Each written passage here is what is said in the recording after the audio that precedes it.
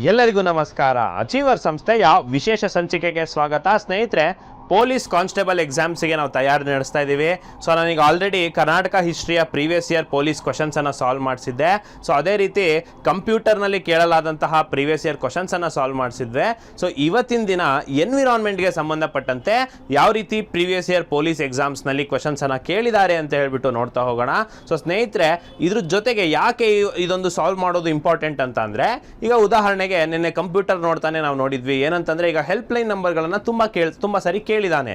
So ಹಾಗಾಗಿ ನಾವು ವಿವಿಧ ಹೆಲ್ಪ್ಲೈನ್ ನಂಬರ್ಗಳನ್ನು ಓದ್ಕೊಂಡು ಹೋದರೆ ಸ್ವಲ್ಪ ಪೂರಕವಾಗಿ ನಮಗೆ ಕಾನ್ಫಿಡೆನ್ಸಿಂದ ಹೋಗಿರ್ತೀವಿ. ಅದೇ ನಿಟ್ಟಿನಲ್ಲಿ ಸೊ ಈಗ ಎನ್ವಿರಾನ್ಮೆಂಟಲ್ಲಿ ಯಾವ ಟಾಪಿಕನ್ನು ನಾವು ಕಲ್ತ್ಕೊ ಹೋಗಬೇಕು ಅನ್ನೋದಕ್ಕೆ ಸೊ ಈ ಒಂದು ಕ್ಲಾಸನ್ನು ಮಾಡ್ತಾ ಇದ್ದೀವಿ. ಸೊ ಹಾಗಾದರೆ ಬಂದ್ಬಿಡಿ, ಪರಿಸರದ ಸಂಬಂಧಪಟ್ಟಂತೆ previous year police exam PYQs. So ನಾನು ತುಂಬ ರೀಸೆಂಟ್ ಎಕ್ಸಾಮ್ಸ್ ಆದಂತಹ ಪೊಲೀಸ್ದು ರೀಸೆಂಟ್ ಎಕ್ಸಾಮ್ಸ್ ಆದಂತಹ CRDR NHK ಮತ್ತು HK, ಸಿವಿಲ್ PC NHK ಮತ್ತು HK ಹಾಗೂ PSI 402 ಮತ್ತು 545 ರೀ ಎಕ್ಸಾಮ್ KEA ವತಿಯಿಂದ ನಡೆಸಿರುವಂಥದ್ದು. ಸೊ ಇದೆಲ್ಲ ಪೇಪರ್ಗಳನ್ನು ತೆಗೆದುಕೊಂಡಿದ್ದೀನಿ. ಸೊ ಎಷ್ಟೆಷ್ಟು ಪ್ರಶ್ನೆ ಇದೆ, ಯಾವುದಿದೆ ಅಂತ ನೋಡ್ತಾ ಹೋಗೋಣ. ಸೊ ಮೊದಲನೇದಾಗಿ ಸ್ನೇಹಿತರೆ, ಸಿವಿಲ್ PC NHK ನಾನ್ ಹೈದರಾಬಾದ್ ಕರ್ನಾಟಕ 25 ಫೆಬ್ರವರಿ 2024 ನಡೆದಿದ್ದಂಥದ್ದು. ಸೊ ಕ್ವಶನ್ಸನ್ನು ನೋಡ್ತಾ ಹೋಗೋಣ ಸ್ನೇಹಿತರೆ. ಸೊ ಇದಕ್ಕೆ ನೋಡಿ ಏನಿದೆ ಅಂತ ಕನ್ನಡ ಇಂಗ್ಲೀಷ್ ಎರಡರಲ್ಲೂ ಹೇಳ್ತೀನಿ. ಸೊ BS2, BS3, BS4 ಮತ್ತು BS6 ಅಂತ ಹೇಳ್ಬಿಟ್ಟು ಕೊಟ್ಟಿದ್ದಾರೆ. ಇವುಗಳು ಏನು ಅಂತ ಕೇಳ್ತಾ ಇದ್ದಾರೆ.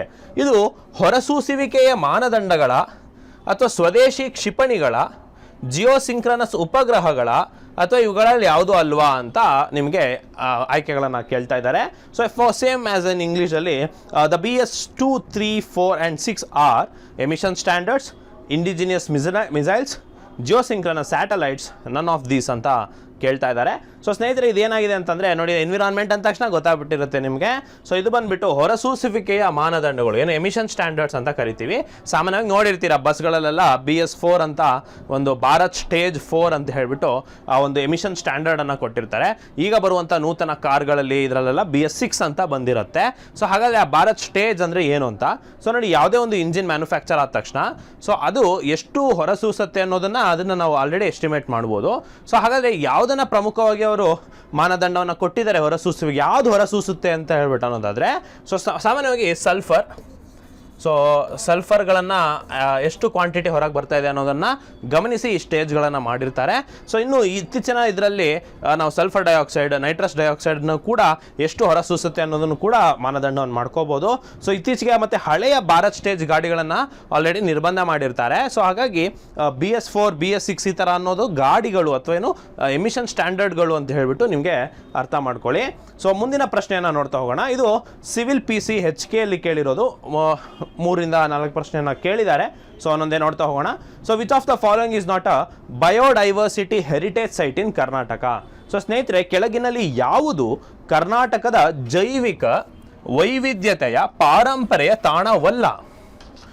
ಸೊ ಸ್ನೇಹಿತರೆ, ಕೆಳಗಿನ ಯಾವುದು ಕರ್ನಾಟಕದ ಜೈವ ವೈವಿಧ್ಯತೆಯ ಪಾರಂಪರಿಕ ತಾಣವಲ್ಲ ಅಂತ ಕೇಳ್ತಾ ಇದ್ದಾರೆ. ಸೊ ಅಮರಗುಡ್ಡ ಅಂದರೆ ಅಂಬರಗುಡ್ಡ ಅಂತ ಒಂದಿಷ್ಟು ಬುಕ್ಸಲ್ಲಿ ಕೊಟ್ಟಿದ್ದಾರೆ. ಗಾಂಧಿ ಕೃಷಿ ವೈಜ್ಞಾನಿಕ ಕೇಂದ್ರ ಕ್ಯಾಂಪಸ್. ಸೊ ಈ ಥರ ಫುಲ್ ಹೆಸರು ಹೇಳಿದ್ರೆ ಗೊತ್ತಾಗದೇ ಇರ್ಬೋದು. ಇಂಗ್ಲೀಷಲ್ಲಿ ನೋಡಿ, ಗಾಂಧಿ ಕೃಷಿ ವಿಜ್ಞಾನ ಕೇಂದ್ರ ಅಂತ ಶಾರ್ಟ್ ಫಾರ್ಮ್ ಮಾಡಿದರೆ GKVK ಕ್ಯಾಂಪಸ್ ಬೆಂಗಳೂರು ಅಂತ ಬರುತ್ತೆ. ನಲ್ಲೂರು ಹುಣಸೆ ತೋಪು, ಹಾಗೆ ದೊಡ್ಡ ಆಲದ ಮರ ಅಂತ ಹೇಳ್ಬಿಟ್ಟು 4 ಆಪ್ಷನನ್ನು ಕೊಟ್ಟಿದ್ದಾರೆ. ಸೊ ಸ್ನೇಹಿತರೆ, ಇದು ನೇರ ಆನ್ಸರ್, ನಿಮಗೆ ತುಂಬ ಈಸಿ ಆನ್ಸರ್ ಕೂಡ. ಸೊ ಸರಿಯಾದ ಉತ್ತರ ದೊಡ್ಡ ಆಲದ ಮರ. ಅದು ಬಯೋಡೈವರ್ಸಿಟಿ ಹೆರಿಟೇಜ್ ಸೈಟ್ ಅಲ್ಲ. ಉಳಿದಿರೋ 3 ಹೌದು.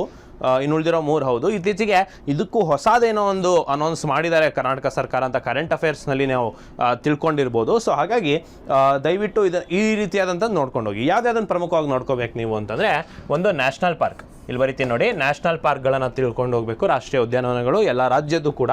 ಹಾಗೆ ವೈಲ್ಡ್ ಲೈಫ್ ಸ್ಯಾಂಚುರೀಸ್, ಸೊ ಇದನ್ನು ತಿಳ್ಕೊಳ್ಬೇಕು.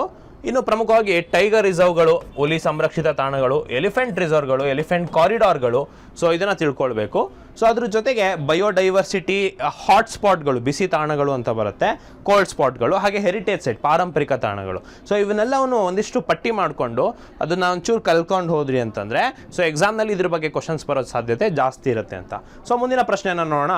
ಇನ್ the event held in Karnataka to commemorate 50 years of Project Tiger, Prime Minister of India launched Phase 2 of Project Cheetah, Project Elephant Conservation, the International Anti-Poaching Consortium, the international big cat alliance ಅಂತ. So ಕನ್ನಡದಲ್ಲಿ ಹೇಳೋದಾದರೆ ಹುಲಿ ಯೋಜನೆಗೆ 50 ವರ್ಷ ಆಗಿದಂತೆ project ಟೈಗರ್ಗೆ.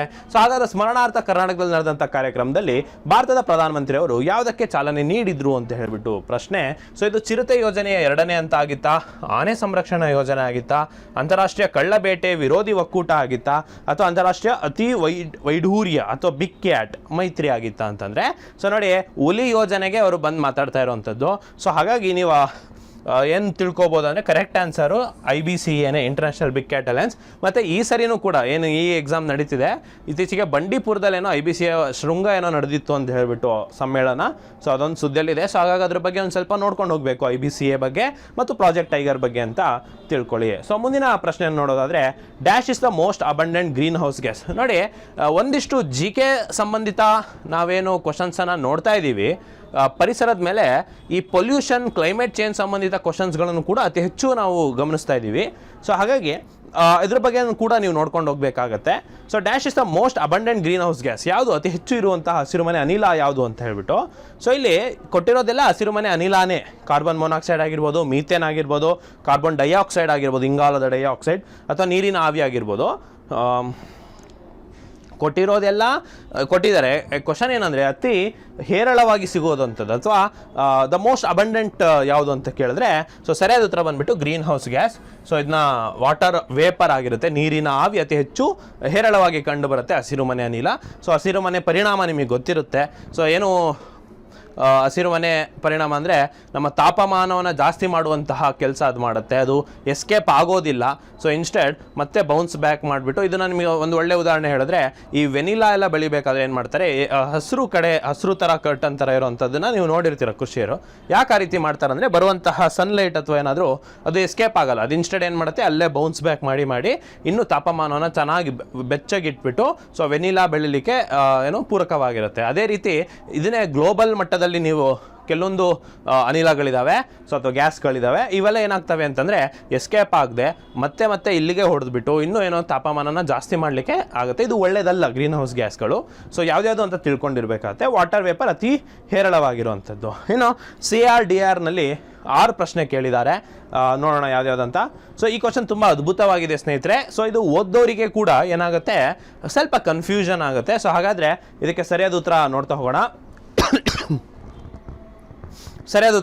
ಹೋಗೋಣ. ಕೆಳಗಿನಲ್ಲಿ ಯಾವ ಹುಲಿ ಯೋಜನೆಗಳು ಅಂತ ಕೇಳಿದ್ದಾರೆ. ಬಂಡೀಪುರ, ಭದ್ರಾ, ನಾಗರಹೊಳೆ, ಅಂಚಿ, ಕುದುರೆಮುಖ. ಸೊ ಸಾಮಾನ್ಯವಾಗಿ ಎಲ್ಲೆಲ್ಲಿ ಟೈಗರ್ ರಿಸರ್ವ್ ಇದೆ ಅಂತ ಕ್ವಶನ್ ಇದು ಆ್ಯಕ್ಚುಲಿ. ಸೊ ಹಾಗಾದರೆ ಸರಿಯಾದ ಉತ್ತರವನ್ನು ಗಮನಿಸಿ.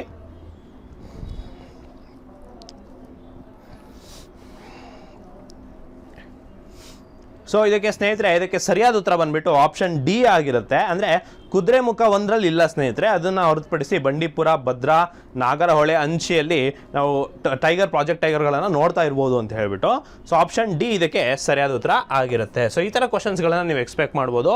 ಸೊ GK ನೀವು ಓದಿದ್ರು ಕೂಡ, ನೀವು ಎನ್ವಿರಾನ್ಮೆಂಟ್ ಓದಿದ್ರು ಕೂಡ ಈ ಥರ ಕ್ವಶನ್ಸ್ನ ನೀವು ಅಟೆಂಡ್ ಮಾಡೋ ಥರ ಸ್ಕಿಲ್ಲನ್ನು ನೀವು ಬೆಳೆಸ್ಕೋಬೇಕಾಗತ್ತೆ.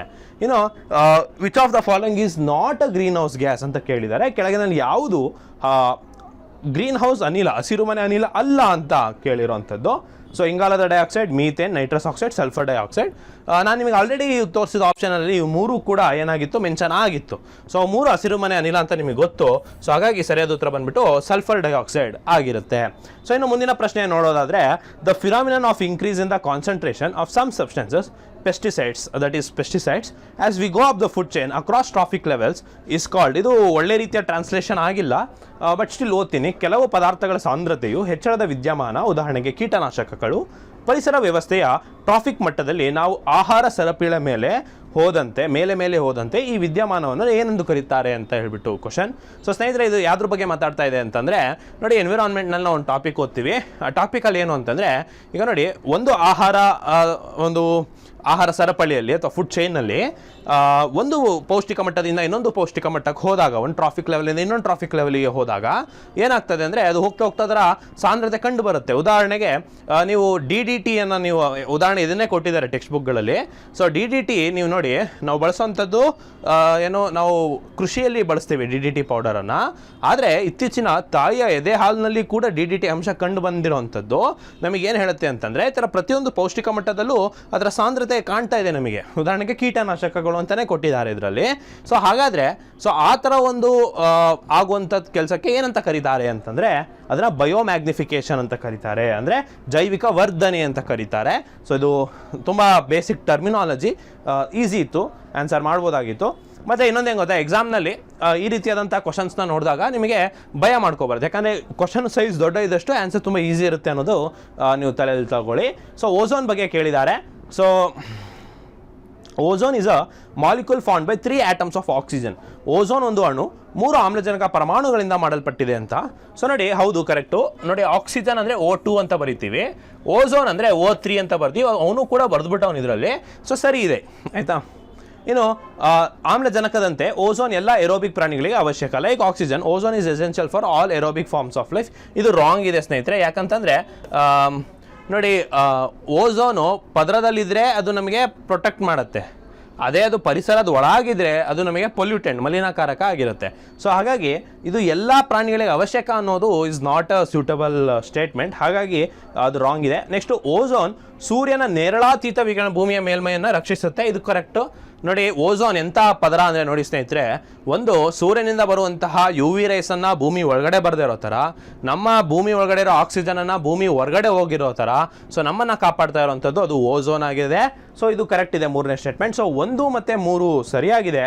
ಸೊ ಇಲ್ಲಿ ಸರಿಯಾಗಿರುವಂಥದ್ದು 1 ಮತ್ತು 3, ಅಂದರೆ ಆಪ್ಷನ್ ಸಿ ಇದಕ್ಕೆ ಸರಿಯಾದ ಉತ್ತರ ಆಗಿರುತ್ತೆ. ಸೊ ನೆಕ್ಸ್ಟ್ ಪ್ರಶ್ನೆ ನೋಡೋದಾದರೆ, BSI ಮತ್ತು ZSI ಕೇಳಿದ್ದಾರೆ. BSI ಅಂದರೆ botanical survey of India, ZSI ಅಂದರೆ ಝುವಾಲಜಿಕಲ್ ಸರ್ವೆ ಆಫ್ ಇಂಡಿಯಾ. ಸೊ ಮೊದಲನೇ ಆಪ್ಷನ್ ಸರಿ ಇದೆ. ಸೊ ಇದನ್ನು ತಿಳ್ಕೊಳ್ಳಿ. ಈ ಥರ ಫುಲ್ ಫಾರ್ಮ್ಗಳನ್ನು ಕೇಳ್ತಾ ಇದ್ದಾರೆ. ಮತ್ತು ಇನ್ನೊಂದೇನೆಂದರೆ ಸಂಸ್ಥೆಗಳನ್ನು ಕೇಳ್ತಾರೆ ಸ್ನೇಹಿತರೆ. ಸಂಸ್ಥೆ ಕೇಳಿಬಿಟ್ಟು ಇದು ಎಲ್ಲಿದೆ ಅಂತ ಕೇಳ್ತಾರೆ. GK ಪರಿಸರಕ್ಕೆ ಸಂಬಂಧ ಇರುವಂಥದ್ದು. ಇನ್ನೊಂದು, little blood tail which is considered as a harbinger of monsoon belongs to which type of species ಅಂತ. ಸೊ ಇಂಗ್ಲೀಷ್ನಲ್ಲಿ ಹೋದರೆ ಗೊತ್ತಾಗದೇ ಇರ್ಬೋದು, ಕನ್ನಡದಲ್ಲಿ ಹೇಳ್ತೀವಿ ನೋಡಿ. ಮುಂಗಾರಿನ ಮುನ್ಸೂಚಕ ಅಥವಾ ಮಾನ್ಸೂನ್ನ ಮುಂಗಾಮಿ ಅಂತ ಕರೆಯಲ್ಪಡುವ ಲಿಟಲ್ ಬ್ಲಡ್ ಟೇಲ್ ಈ ಕೆಳಗಿನ ಯಾವುದು ಪ್ರಕಾರಕ್ಕೆ ಸೇರಿದೆ? ಸಾಮಾನ್ಯವಾಗಿ ಕಾಮನ್ ಸೆನ್ಸಿಂದ ಇದಕ್ಕೆ ಆನ್ಸರ್ ಹೇಳ್ಬೋದು. ಸೊ ಇದಕ್ಕೆ ಸರಿಯಾದ ಉತ್ತರ ಡ್ರ್ಯಾಗನ್ ಫ್ಲೈ ಸ್ನೇಹಿತರೆ. ನೀವು ಬ್ರ್ಯಾಕೆಟಲ್ಲಿ ಹಾರುವ ಸರ್ಪ ಅಂತ ನೋಡಿಬಿಟ್ಟು ಕನ್ಫ್ಯೂಸ್ ಆಗಬಾರ್ದು. ಡ್ರ್ಯಾಗನ್ ಫ್ಲೈ ಸರಿಯಾದ ಉತ್ತರ. ನೋಡಿ, ಮಳೆ ಬರೋ ಮುಂಚೆ ಡ್ರ್ಯಾಗನ್ ಫ್ಲೈನ ನೋಡಿರ್ತೀರಾ. ಸೊ ಕಪ್ಪೆನೂ ಕೂಗುತ್ತಲ್ವ, ಅಂದರೆ ಮಳೆ ಬಂದ ಮೇಲೂ ಕಪ್ಪೆ ಕೂಗುತ್ತೆ. ಸೊ ಹಾಗಾಗಿ ಡ್ರ್ಯಾಗನ್ ಫ್ಲೈ ಇದಕ್ಕೆ ಸರಿಯಾದ ಉತ್ತರ ಆಗಿರುತ್ತೆ. ಇನ್ನು CRDR ಅಲ್ಲಿ ಕೇಳಿರೋಂತಹ NHKಲಿ ಕೇಳಿರೋಂಥ ಪ್ರಶ್ನೆಗಳನ್ನ ನೋಡೋದಾದರೆ, which of the following is not an example for climate change? ಅಂದರೆ ಹವಾಮಾನ ಬದಲಾವಣೆಗೆ ಯಾವುದು ಉದಾಹರಣೆ ಅಲ್ಲ ಅಂತ ಕೇಳ್ತಾ ಇದ್ದಾರೆ. ಕುಗ್ಗುತ್ತಿರುವ ಪರ್ವತ ಹಿಮನದಿಗಳು ಇದು ಉದಾಹರಣೆ ಹೌದು. ಓಷನ್ ಅಸಿಡಿಫಿಕೇಶನ್, ಆಮ್ಲೀಕರಣ ಅಂತ ಏನು ಕರಿತೀವಿ, ಅದು ಕೂಡ ಹೌದು. ಅಥವಾ ಡಿ ಆಪ್ಷನ್ ನೋಡೋದಾದ್ರೆ ಆಕ್ಸಿಲರೇಟಿಂಗ್ ಐಸ್ ಮೆಲ್ಟಿಂಗ್ ಗ್ರೀನ್ಲ್ಯಾಂಡ್, ಅದು ಕೂಡ ಹೌದು. ಸೊ ಯಾವುದಲ್ಲ ಅಂದರೆ monsoon rains occurring in June, ಇದು ತುಂಬ ಸ್ವಾಭಾವಿಕ. ಮಾನ್ಸೂನ್ನಲ್ಲೇ ಜೂನ್ನಲ್ಲೇ ಮಾನ್ಸೂನ್ ಬರುವಂಥದ್ದು. ಸೊ ಹಾಗಾಗಿ ಅದು ಏನು ಕ್ಲೈಮೇಟ್ ಚೇಂಜಿಗೆ ಉದಾಹರಣೆ ಅಲ್ಲ. ಸೊ ಆಪ್ಷನ್ ಸಿ ಇದಕ್ಕೆ ಸರಿಯಾದ ಉತ್ತರ. ಇನ್ನು ನೆಕ್ಸ್ಟ್ ಕ್ವಶನ್ ನೋಡೋದಾದರೆ, which of the following is not a renewable energy? ನೋಡಿ, ನವೀಕರಿಸಬಹುದಾದ ಶಕ್ತಿ ಅಲ್ಲ ಅಂತ ಕೇಳಿದ್ದಾರೆ. ಸೊ ಸರಿಯಾದ ಉತ್ತರ ನ್ಯಾಚುರಲ್ ಗ್ಯಾಸ್ ಇದಕ್ಕೆ. ಸೊ ನೇರವಾಗಿ ಆನ್ಸರ್ ಮಾಡ್ಬೋದು. ಸೊ ಈ ನವೀಕರಿಸಲಾಗದ ಒಂದಿಷ್ಟು ಯಾವ್ದು ಇದಾವೆ ಶಕ್ತಿಗಳು, ಅದನ್ನೆಲ್ಲ ನೋಡ್ಕೊಳ್ಬೇಕಾಗ್ತದೆ, ಎನ್ವಿರಾನ್ಮೆಂಟ್ನಲ್ಲಿ ಬರುತ್ತೆ. ಸೊ ನೇರ question. Cassowaries, dodo and rhea are examples of ಅಂತ ಕ್ವಶನ್ ಕೇಳ್ತಿದ್ದಾರೆ. ಸೊ ನೋಡಿ, ಡೋಡೋ ಅನ್ನೋ ಪಕ್ಷಿ ಆದರೂ ನೀವು ಕೇಳಿರ್ತೀರಾ. ಸೊ ಪಕ್ಷಿ ಅಂದ ತಕ್ಷಣ ನಿಮ್ಗೆ ಗೊತ್ತಾಗ್ಬಿಡುತ್ತೆ ಇದು ಫ್ಲೈಟ್ಲೆಸ್ ಬರ್ಡ್ಸ್ ಅಂತ, ಅಂದರೆ ಹಾರಲಾಗದ ಪಕ್ಷಿಗಳು ಇದು. ಸೊ ಈ ಥರದ್ದು ಕೇಳ್ತಾರೆ, ಇದ್ರ ಬಗ್ಗೆ ತಿಳ್ಕೊಂಡಿರಿ. ಇನ್ನು cultivation of which crop is associated production of green house gas methane? So methane ಯಾವ ಒಂದು ಕೃಷಿ ಮಾಡಿದರೆ ಜಾಸ್ತಿ ಬರ್ತದೆ ಅಂದರೆ ಭತ್ತ, ನಿಮಗೆ ಗೊತ್ತು, ರೈಸ್ ಸರಿಯಾದ ಉತ್ತರ. ಮತ್ತು ಇನ್ನೊಂದು, ಭತ್ತದ ಗದ್ದೆಗಳನ್ನು ಒಂದು ಜೌಗು ಪ್ರದೇಶ ಅಂತ ಕೂಡ ಕರಿತೀವಿ, ಅದೊಂದು ಜೌಗು ಪ್ರದೇಶ, ವೆಟ್ಲ್ಯಾಂಡ್ ಕೂಡ ಹೌದು. ಮತ್ತು ಅತಿ ಹೆಚ್ಚು ಮೀಥೇನನ್ನು ಹೊರಸೂಸುತ್ತೆ ಅಂತ ಗಮನಿಸಿ. ಸೊ ಇಲ್ಲಿ ತನಕ ನಾವೇನು ಕಲ್ತೀವಿ ಇದೆಲ್ಲ PC ಪ್ರಶ್ನೆಗಳಲ್ಲಿ ಕೇಳಿದಂತಹ ಪ್ರಶ್ನೆಗಳು. ಬಟ್ ಸ್ವಲ್ಪ ಸುಲಭನೇ ಇದ್ವು, ನೇರ ಇದ್ವು. ಸೊ ನೀವು ಸ್ವಲ್ಪ ನಾನು ನಿಮಗೇನೇನು ಪಟ್ಟಿ ಮಾಡಿಸಿದ್ದೀನಿ, ಸೊ ಅದನ್ನೆಲ್ಲ ನೋಡ್ಕೊಳ್ತಾ ಹೋದರೆ ಎಕ್ಸಾಮ್ಸಲ್ಲಿ ಚೆನ್ನಾಗಿ ಮಾಡ್ಬೋದು. ಸೊ ಇವಾಗ KA ಇಂದ ನಡೆಸಿದಂಥ PSI ಪ್ರಶ್ನೆ ಪತ್ರಿಕೆಗಳನ್ನು ನೋಡೋಣ. ಜಾಸ್ತಿ ಕ್ವಶನ್ಸ್ನೇ ಕೇಳಿದ್ದಾನೆ ಎನ್ವಿರಾನ್ಮೆಂಟ್ಗೆ ಸಂಬಂಧಪಟ್ಟಂತೆ. ಸೊ ಅನ್ನೋದೇ ನೋಡೋಣ, 402 ಎಕ್ಸಾಮಲ್ಲಿ ನಡೆದಂಥದ್ದು. ಸೊ ಸ್ನೇಹಿತರೆ, ಈ ಥರದ ಕ್ವಶನ್ಗಳು ಮೋಸ್ಟ್ ಫ್ರೀಕ್ವೆಂಟಾಗಿ ಕೇಳ್ತಾರೆ ಇನ್ಸ್ಟಿಟ್ಯೂಟ್ಗಳು ಮತ್ತು ಸಿಟಿಗಳು, ಆಯಿತಾ. ಸೊ ಮೊನ್ನೆ ರೀಸೆಂಟಾಗಿ KA ಗ್ರೂಪ್ ಬಿ ಎಕ್ಸಾಮಲ್ಲೂ ಕೂಡ ಈ ಥರದ್ದೇ ಒಂದು 6-7 ಕ್ವಶನ್ ಬಂದಿದ್ವು. ಸೊ ಹಾಗಾಗಿ ಈ ಥರದನ್ನು ನೋಡ್ಕೊಂಡು ಹೋಗಲೇಬೇಕು ನೀವು. ಸೊ ಇಲ್ಲಿ ಏನು ಕೇಳಿದ್ದಾರೆ, centre of arid zone research institute of wood science and technology, centre for forest productivity, centre for social forestry and environment. So ಈ ಕ್ವಶನಿಗೆ ಆನ್ಸರ್ ಗೊತ್ತಿಲ್ಲಪ್ಪ, ನಮಗೂ ಗೊತ್ತಿಲ್ಲ, ಓದಿಲ್ಲ ಅಂತ ಅಂದ್ಕೊಳೋಣ. ಬಟ್ ಯಾರೇ ಸ್ಯಾಂಕಿ ಟ್ಯಾಂಕಿಗೆ 18ನೇ ಕ್ರಾಸ್ ಮಲ್ಲೇಶ್ವರಂಗೆ ಸರ್ಕಲ್ ಮಾರಮ್ಮನ ದೇವಸ್ಥಾನ ಹತ್ರ ಹೋಗಿದ್ರೆ ನಿಮಗೆ ಗೊತ್ತಿರುತ್ತೆ ವುಡ್ ಸೈನ್ಸ್ ಟೆಕ್ನಾಲಜಿ ಬೆಂಗಳೂರಿನಲ್ಲಿ ಐತೆ ಅಂತ ಗೊತ್ತಿರುತ್ತೆ. ಸೊ ಈ ಒಂದು ಬಿಗೆ 1 ಅನ್ನೋ ಆಪ್ಷನ್ಸ್ನ ನೀವು ಎಲಿಮಿನೇಟ್ ಮಾಡ್ತಾ ಹೋದರೆ ಸೊ ಎ ಮತ್ತು 1 ಮತ್ತು 2 ಮಾತ್ರ ಉಳ್ಕೊಳ್ಳುತ್ತೆ. ಇನ್ನು ಉಳಿದಿದ್ದು ಯಾವ್ದಾದ್ರು ಇನ್ನೊಂದು ಗೊತ್ತಿದ್ರು ಕೂಡ ನೀವು ಇದಕ್ಕೆ ಆನ್ಸರ್ ಮಾಡಿಬಿಡೋದು. ಇದಕ್ಕೆ ಸರಿಯಾದ ಉತ್ತರ ಆಪ್ಷನ್ ಬಿ ಆಗಿರುತ್ತೆ ಸ್ನೇಹಿತರೆ. ಸೊ ಈ ರೀತಿ ಇನ್ಸ್ಟಿಟ್ಯೂಟ್ಗಳನ್ನು ನೋಡ್ಕೊಂಡು ಹೋಗಿ ದಯವಿಟ್ಟು ಅಂತ ಹೇಳ್ತಾ, ಸೊ ಮುಂದಿನ ಪ್ರಶ್ನೆ ನೋಡೋಣ. Consider the following statements about national parks of Karnataka. Choose the correct options given below. The Moyar river, so Moyar ಅಂತ ಒಂದು ನದಿ ಇದೆಯಂತೆ, ಅದು passes through southern part of Bandipur national park. ನೋಡಿ, ರಾಷ್ಟ್ರೀಯ ಉದ್ಯಾನದ ಮೇಲೆ ಕ್ವಶನ್ ಅಲ್ಲ, ಅದನ್ನು ಬಳಸ್ಕೊಂಡು ಕ್ವಶನ್ ಮಾಡಿದ್ದಾರೆ. ಮೋಯಾರ್ ನದಿ ಬಂಡೀಪುರ ರಾಷ್ಟ್ರೀಯ ಉದ್ಯಾನದ ಒಳಗೆ ಸದರನ್ ಪಾರ್ಟಲ್ಲಿ ಹರಿಯುತ್ತೆ ಅಂತ. So Bannerghatta national park is a part of wild life corridor for elephants ಅಂತೆ, which connects the BR hills ಅಂದರೆ Biligiri Rangana hills and Sathyamangalam forest ಅಂತ ಎರಡನೇ ಹೇಳಿಕೆ ಇದೆ. ಸೊ ಮೂರನೇ ನೋಡಿ, the Kudremukh national park spread over Dakshina Kannada, Udupi and Chikkamagaluru districts of Karnataka ಅಂತ ಕೊಟ್ಟಿರೋವಂಥದ್ದು. So the unique feature of Nagarhole national park is that it is the only habitat in Asia wear black panther is found ಅಂತ ಹೇಳ್ಬಿಟ್ಟು. ಸೊ ನೋಡಿ, ಇಲ್ಲಿ ಕೇವಲ ನಿಮಗೆ ನ್ಯಾಷನಲ್ ಪಾರ್ಕ್ ಬಗ್ಗೆ ಗೊತ್ತಿದ್ರೆ ಸಾಕಾಗಲ್ಲ, ಸೊ ಹೆಚ್ಚುವರಿ ಮಾಹಿತಿ ಗೊತ್ತಿರಬೇಕು. ಸೊ ಆ್ಯಕ್ಚುಲಿ ಇದಕ್ಕೆ ಈ ಆಪ್ಷನ್ ಡಿ ರಾಂಗ್ ಸ್ನೇಹಿತರೆ. ಇಡೀ ಏಷ್ಯಾದಲ್ಲೇ ಅಲ್ಲೊಂದೇ ಕಡೆ ಬ್ಲ್ಯಾಕ್ ಪ್ಯಾಂಥರ್ ಸಿಗುತ್ತೆ ಅನ್ನೋದು ರಾಂಗ್. ಸೊ ಹಾಗಾಗಿ ABC ಸರಿಯಾಗಿದೆ. ಸೊ ABC ಸರಿಯಾಗಿರುವಂಥದ್ದು ಆಪ್ಷನ್ ಎ ಇದಕ್ಕೆ ಸರಿಯಾದ ಉತ್ತರ ಆಗಿರುತ್ತೆ ಸ್ನೇಹಿತರೆ. ಇನ್ನು ಮುಂದಿನ ಪ್ರಶ್ನೆಯನ್ನು ನೋಡೋಣ. So read the following statements. Carbon dioxide is a major greenhouse gas. ಇದು ಹೌದು. CFCs can cause ozone decrease. CFC ಅಂದರೆ ಕ್ಲೋರೋಫ್ಲೋರೋಕಾರ್ಬನ್ಸ್. ಇದು ಹೌದು, ಓಝೋನ್ ಪದರನ ಹಾಳು ಮಾಡುತ್ತೆ. In 3 Mile Island accidental radioactive leakage occurred. ಇದು ಕೂಡ ಹೌದು. Greenhouse effect is due to release of agrochemicals into water. ಇದು ರಾಂಗ್.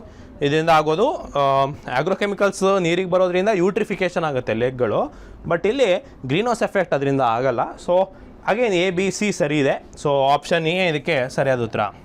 ಮುಂದಿನ ಪ್ರಶ್ನೆಯನ್ನು ನೋಡೋಣ. ಇದು ನೋಡಿ, ಆಮ್ಲ ಮಳೆ ಆ್ಯಸಿಡ್ ರೈನ್ಗೆ ಸಂಬಂಧಪಟ್ಟಂತೆ. So acid rain has pH less than 5.6.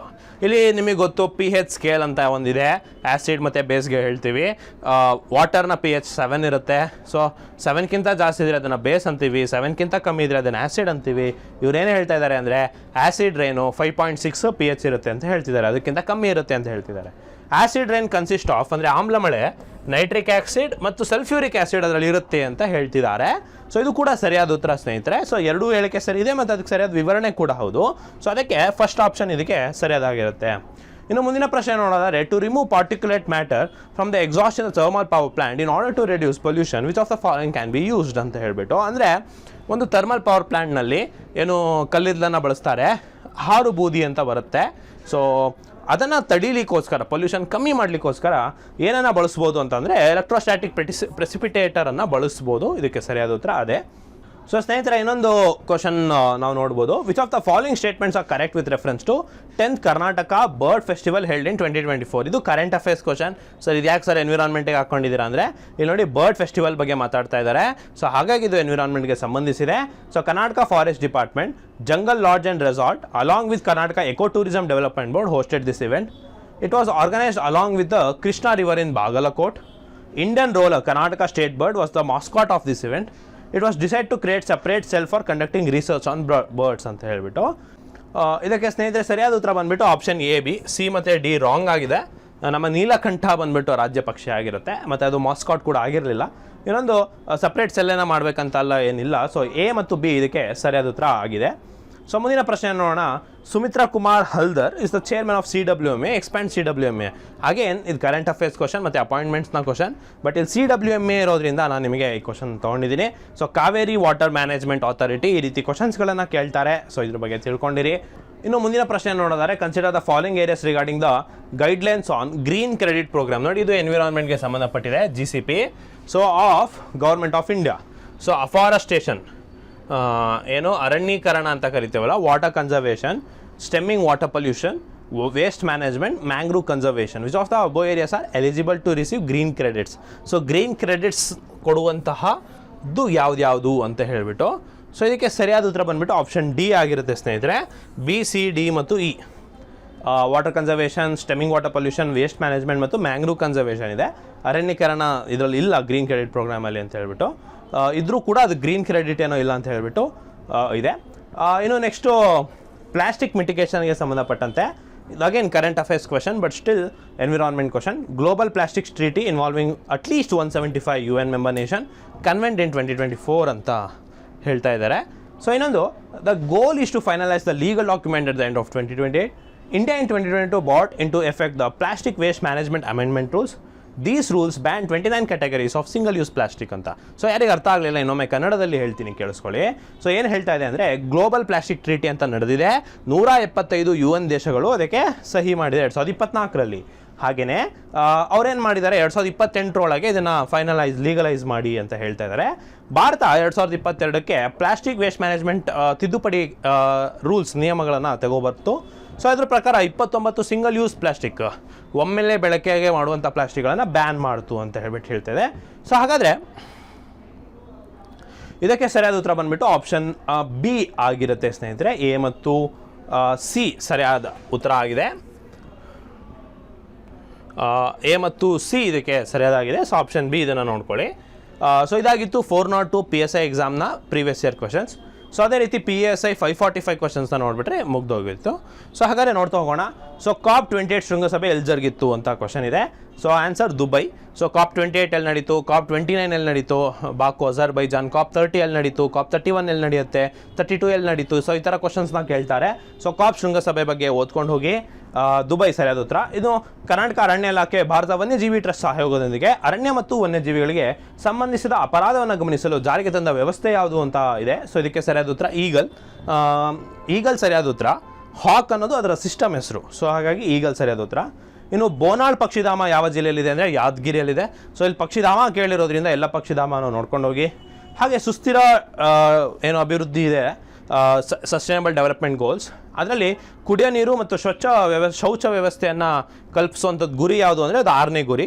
ಇದು ಈಸಿ ಇದೆ, 17 ಇದೆ SDG ಯಾವುದ್ಯಾವುದಂತ ಕಲ್ತ್ಕೊಂಡೋಗಿ. ಹಾಗೆ ಕೆಳಗಿನಲ್ಲಿ ಯಾವುದು national action plan on climate change NAPCC ಅಂತ ಏನು ಕರಿತೀವಿ, ರಾಷ್ಟ್ರೀಯ ಮಿಷನ್ ಅಡಿ ಬರೋದಿಲ್ಲ ಅಂದರೆ ಪವನಶಕ್ತಿ ಮಿಷನ್ ಅದರಲ್ಲಿ ಬರೋದಿಲ್ಲ. ಸೊ 8 ಬರುತ್ತೆ ಒಟ್ಟಾರೆ. ಅದು ಯಾವ್ದು ಅಂತ ಪಟ್ಟಿ ಮಾಡಿ ಕಮೆಂಟ್ ಸೆಕ್ಷನಲ್ಲಿ ತಿಳಿಸಿ. ಇನ್ನು ಓಕೆ ಸ್ನೇಹಿತರೆ, ಕರೈ ಒಂಟೆ ಬಗ್ಗೆ ಇದೆ. ಇದು ಆ್ಯಕ್ಚುಲಿ UPSC ಕ್ವಶನ್ಸ್ ಸ್ನೇಹಿತರೆ, ಇದು ರಿಪೀಟೆಡ್ ಕ್ವಶನ್, ಅದೇ ಕ್ವಶನ್ ತೆಗೆದು ಹಾಕಿದ್ದಾನೆ. ಸೊ ಭಾರತದ ಕರೈ ಒಂಟೆ ಸಂತತಿಯ ವಿಶೇಷತೆ ಏನು? ಇದು ಸಮುದ್ರದಲ್ಲಿ 3 ಕಿಲೋಮೀಟರ್ವರೆಗೆ ಈಜಬಲ್ಲದಂತೆ. ಇದು ಮ್ಯಾಂಗ್ರೂವ್ನಲ್ಲಿರುವ ಸಸ್ಯ ಪ್ರಭೇದವನ್ನು ಮೇದು ಜೀವಿಸಬಲ್ಲದು. ಇದು ಕಾಡಿನಲ್ಲಿ ಜೀವಿಸುತ್ತೆ, ಆದರೆ ಇದು ಸಾಕು ಪ್ರಾಣಿ ಅಲ್ಲ ಅಂತ ಇದೆ. ಸೊ ಸರಿಯಾದ ಉತ್ತರ ಬಂದುಬಿಟ್ಟು ಇದಕ್ಕೆ ಎ ಆಗಿರುತ್ತೆ ಸ್ನೇಹಿತರೆ. 1 ಮತ್ತು 2 ಇದಕ್ಕೆ ಸರಿಯಾದ ಉತ್ತರ. ಮ್ಯಾಂಗ್ರೂವ್ಸ್ನಲ್ಲಿ ಬದುಕತ್ತೆ ಅಂತ. ಸೊ ಸ್ನೇಹಿತರೆ, ಅಂತಾರಾಷ್ಟ್ರೀಯ ಹುಲಿ ದಿನ ಜುಲೈ 29. ಸೊ ಎಲ್ಲ ದಿನ ಯಾವ್ಯಾವುದು ಅಂತ ನಿಮಗೆ ಕೇಳ್ತಾರೆ. ಸೊ ಇದನ್ನು ಕಲ್ತ್ಕೊಂಡು ಹೋಗಿ, ಇದು ತುಂಬ ಇಂಪಾರ್ಟೆಂಟ್. ಗುಬ್ಬಚ್ಚಿ ದಿನದಿಂದ ಹಿಡಿದು ಎಲ್ಲ ದಿನವೂ ಕೇಳ್ತಾರೆ. ಸೊ ಇನ್ನೊಂದು ನಾನು ಅಗೇನು ಹೇಳ್ದಂಗೆ ಸಂಸ್ಥೆಗಳು ಮತ್ತು ಅದರ ಸಿಟಿಗಳು ಎಲ್ಲಿದೆ ಅನ್ನೋದನ್ನು ತುಂಬ ಸರಿ ರಿಪೀಟೆಡ್ ಕ್ವಶನ್. ಸೊ ಇಲ್ಲಿ ನೋಡಿ, national institute of animal welfare, zoological survey of India, wildlife institute of India, wildlife crime control bureau ಅಂತಿದೆ. ಸೊ ಸರಿಯಾದ ಉತ್ತರ national institute of animal welfare ಬಂದು ಫರೀದಾಬಾದ್ನಲ್ಲಿದೆ. ಇನ್ನು ಝುಆಲಜಿಕಲ್ ಸರ್ವೆ ಆಫ್ ಇಂಡಿಯಾ ಬಂದುಬಿಟ್ಟು ಕೋಲ್ಕತ್ತಾದಲ್ಲಿದೆ. Wildlife institute of India ಬಂದುಬಿಟ್ಟು ಡೆಹ್ರಾಡೂನ್ನಲ್ಲಿದೆ. ಸೊ ಡೆಹ್ರಾಡೂನಲ್ಲಿ ಇಂಡಿಯನ್ ಫಾರೆಸ್ಟ್ ರಿಸರ್ಚ್ ಇನ್ಸ್ಟಿಟ್ಯೂಟ್ ಕೂಡ ಇದೇ ಇರಬೇಕು. ಸೊ ವೈಲ್ಡ್ ಲೈಫ್ ಇನ್ಯಾವುದು ಉಳ್ಕೋತು, ನ್ಯೂ ಡೆಲ್ಲಿಲಿದೆ. ಕಂಟ್ರೋಲ್ ಬ್ಯೂರೋ ಬಂದು ನ್ಯೂ ಡೆಲ್ಲಿಯಲ್ಲಿ ಉಳ್ಕೊಂಡಿದೆ. ಸೊ ಸರಿಯಾದ ಉತ್ತರ ಬಂದುಬಿಟ್ಟು ಆಪ್ಷನ್ ಬಿ ಆಗಿರುತ್ತೆ ಸ್ನೇಹಿತರೆ. ಸೊ ಆಪ್ಷನ್ ಬಿ ಸರಿಯಾದ ಉತ್ತರ. ನೆಕ್ಸ್ಟ್ ಕ್ವಶನ್ ನೋಡೋಣ. ಒಡೋಂಟಾಲಜಿ, ಅನಿರ್ಥಾಲಜಿ, ಓಸ್ಟಾಲಜಿ, ಆಫಿಯಾಲಜಿ ಅಂತಿದೆ. ಬಟ್ ಇಲ್ಲಿ ಸರ್ ಇದು ಬಯಾಲಜಿ ಕ್ವಶನ್ ಅಲ್ವಾ ಅಂದರೆ, ನೋಡಿ ಇಲ್ಲಿ ಆವುಗಳ ಅಧ್ಯಯನ, ಪಕ್ಷಿಗಳ ಅಧ್ಯಯನ ಇದೆ. ಹಾಗಾಗಿ ಇದು ಎನ್ವಿರಾನ್ಮೆಂಟಿಗೆ ತಗೊಂಡಿದ್ದೀನಿ. ನಿಮಗೆ ಗೊತ್ತು, ಸರಿಯಾದ ಉತ್ತರ ಆಪ್ಷನ್ ಬಿ. ಒಡೋಂಟಾಲಜಿ ಅಂತಂದರೆ ಹಲ್ಲುಗಳ ಅಧ್ಯಯನ, ಅನಿರ್ಥಾಲಜಿ ಅಂತಂದರೆ ಪಕ್ಷಿಗಳ ಅಧ್ಯಯನ, ಅಂದರೆ ಓರಿಯಂತಾಲಜಿ ಇಲ್ಲಿ ಸ್ವಲ್ಪ ಏನೋ ಸ್ಪೆಲ್ಲಿಂಗ್ ಇದು ಮಾಡಿದ್ದಾರೆ. ನೆಕ್ಸ್ಟ್ ಓಸ್ಟಾಲಜಿ ಅಂತಂದರೆ ಮೂಳೆಗಳ ಅಧ್ಯಯನ, ಆಫಿಯಾಲಜಿ ಅಂದರೆ ಹಾವುಗಳ ಅಧ್ಯಯನ ಆಗಿರುತ್ತೆ. ಸೊ ಈ ರೀತಿ ನಿಮಗೆ ಕೊಟ್ಟಿದ್ದಾರೆ. ಸೊ ಹಾಗಾಗಿ ಇದಾಗಿತ್ತು. ಸೊ ಇನ್ನೂ ಉಳಿದ ಕೆ ಎ ಎಕ್ಸಾಮ್ಸ್ಗಳು, ನಾನು ಬರೀ ಪೊಲೀಸ್ ಎಕ್ಸಾಮ್ಸ್ನ ತೆಗೆದುಕೊಂಡಿದ್ದೀನಿ. ಉಳಿದ ಕೆ ಎ ಎಕ್ಸಾಮ್ಸಲ್ಲಿ ಕೇಳೋದಾದಂಥ ಪರಿಸರ ಪ್ರಶ್ನೆಗಳನ್ನು ಬಿಡಿಸ್ಕೊಂಡೇ ಹೋಗಿ. ಸೊ ಆವಾಗ ನಿಮಗೆ ಹೆಲ್ಪ್ಫುಲ್ ಆಗ್ತದೆ. ಸೊ ಸ್ನೇಹಿತರೆ, ಪರಿಸರಕ್ಕೆ ಸಂಬಂಧಪಟ್ಟಂಥ ಎಲ್ಲ ಪ್ರಶ್ನೆಗಳನ್ನು ಬಿಡಿಸಿದ್ದೀನಿ. ಸೊ ಇದ್ರ ಪ್ರಕಾರ ನಿಮಗೆ ಅಬ್ಸರ್ವ್ ಮಾಡಿದಾಗ ನಿಮ್ಗೆ ಏನು ಅನಿಸ್ತು ಅಂದರೆ, ಒಂದು ಪೊಲ್ಯೂಷನ್, ಕ್ಲೈಮೇಟ್ ಚೇಂಜು, ಕನ್ವೆನ್ಷನ್ಗಳು, ಹಾಗೆ ಈ ಕಡೆ ಬಂದರೆ ನಿಮಗೆ wildlife sanctuary, national park, tiger reserve ಅಥವಾ ಹುಲಿ ದಿನ ಈ ಥರ ಕೇಳಿರೋದ್ರಿಂದ ಇದಿಷ್ಟು ಪ್ರಶ್ನೆಗಳನ್ನು ನೀವು ಬಿಡಲೇಬಾರ್ದು, ಓದ್ಕೊಂಡು ಹೋಗಲೇಬೇಕು. ಅಲ್ಲಿ ಇಲ್ಲಿ ಒಂದು ಕಾನ್ಸೆಪ್ಟ್ ಕ್ವಶನ್ ಕೇಳೇನು, ಬಯೋಮ್ಯಾಗ್ನಿಫಿಕೇಷನ್ ಅಂತ. ಸೊ ಅದು ಬಿಟ್ಟರೆ ಆಲ್ಮೋಸ್ಟ್ ಎಲ್ಲ ನಿಮಗೆ ಜಿ ಕೆ ಥರದ್ದಿರೋದನ್ನೇ ಕೇಳಿದ್ದಾರೆ. ಸೊ ಹಾಗಾಗಿ ಸೆಂಟರ್ಸ್ಗಳನ್ನು, ಸ್ಥಳಗಳನ್ನು, ಸಂಸ್ಥೆಗಳನ್ನು ನೋಡ್ಕೊಂಡು ಹೋಗಿ. ಸೊ ಸ್ನೇಹಿತರೆ, ಹೆಚ್ಚಿನ ಮಾಹಿತಿಗಾಗಿ ಅಂದರೆ ಇನ್ನು ನಮಗೆ ಸಹಾಯ ಬೇಕು ಸರ್, ನಮಗೆ 40 ದಿನದ ಬ್ಯಾಚ್ ಬೇಕು ಅಂತ ಹೇಳಿದ್ರೆ, ಸೊ ಅಚೀವರ್ಸ್ ಕೋಚಿಂಗ್ ಸೆಂಟರ್ನಲ್ಲಿ PC ಗೆ ಸ್ಪೆಷಲ್ ಬ್ಯಾಚ್ ನಡೀತಾ ಇರುವಂಥದ್ದು. ಸೊ ಪ್ರತಿದಿನ 200 ಕ್ವಶನ್ಸ್, ಒಟ್ಟಾರೆ 10,000 ಕ್ವಶನ್ಸನ್ನು ಸಾಲ್ವ್ ಮಾಡಿಸೋದ್ರ ಜೊತೆಗೆ ಪ್ರತಿ ಸಬ್ಜೆಕ್ಟಿನ ಕ್ಲಾಸಸ್, ಹಾಗೆ ಅವರಿಗೆ ಕಾನ್ಸೆಪ್ಟ್ ಟೆಸ್ಟ್ಗಳನ್ನು ಕೂಡ ಕೊಡ್ತಾ ಇದ್ದೇವೆ. ಸೊ ಹೆಚ್ಚಿನ ಮಾಹಿತಿಗಾಗಿ ಸ್ಕ್ರೀನ್ ಮೇಲೆ ಕಾಣ್ತಿರೋ ನಂಬರ್ಸ್ಗೆ ನೀವು ಸಂಪರ್ಕಿಸ್ಬೋದು, ಅಥವಾ ರಾಘವೇಂದ್ರ ಮಠದ ರಸ್ತೆ, ತಿಲಕ್ ನಗರ್ ಮೊದಲನೇ ಕ್ರಾಸಲ್ಲಿ ಸತತ 11 ವರ್ಷದಿಂದ ಅತ್ಯುತ್ತಮ ಫಲಿತಾಂಶ ದಾಖಲಿಸ್ಕೊಂಡು ಬಂದಿರುವಂಥ ಅಚೀವರ್ಸ್ ಕೋಚಿಂಗ್ ಸೆಂಟರ್ಗೆ ನೀವು ಭೇಟಿ ನೀಡ್ಬೋದು ಅಂತ ಹೇಳ್ತಾ, ಸೊ ಸ್ನೇಹಿತರಿಗೆ ಆಲ್ರೆಡಿ ಕರ್ನಾಟಕ ಹಿಸ್ಟ್ರಿ ವಿಡಿಯೋ ಮಾಡಿದ್ದೀನಿ, ಕಂಪ್ಯೂಟರ್ ಮಾಡಿದ್ದೇನೆ, ಈಗ ಎನ್ವಿರಾನ್ಮೆಂಟ್ ಮಾಡಿದ್ದೀನಿ. ಸೊ ಮುಂದಿನ ದಿನಗಳಲ್ಲಿ ಇನ್ನು ಸೈನ್ಸ್ ಆ್ಯಂಡ್ ಟೆಕ್ ಅಥವಾ ಈ ರೀತಿ ಇನ್ನೂ ಹೆಚ್ಚುವರಿ ಕಾನ್ಸೆಪ್ಟ್ಸನ್ನು ಮಾಡ್ತಾ ಹೋಗ್ತೀನಿ ಅಂತ ಹೇಳ್ತಾ, ಸೊ ಮುಂದಿನ ವಿಡಿಯೋದಲ್ಲಿ ಸಿಗ್ತೀನಿ. ಧನ್ಯವಾದಗಳು.